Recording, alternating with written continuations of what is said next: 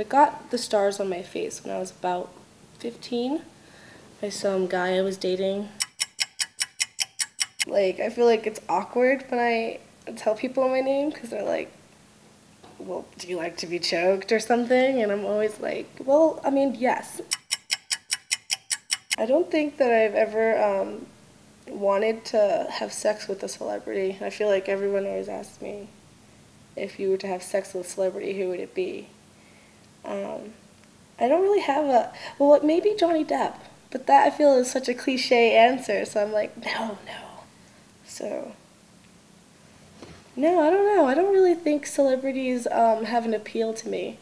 I think I think different type of performers have appeal to me, so I feel like more underground artists I would want to have an affair with. I feel maybe I would get so disappointed if I had sex with a mainstream celebrity, and with an underground I'd be like, well, I kind of saw it coming. I don't know why that works like that in my head, but for some reason I don't know. Celebrities are overrated.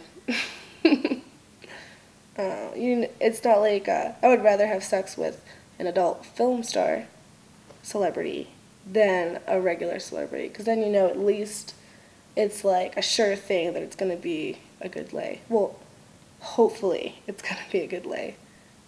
Celebrities, you don't even know. Maybe they suck. They have a micro penis, which I have seen, and it is crazy.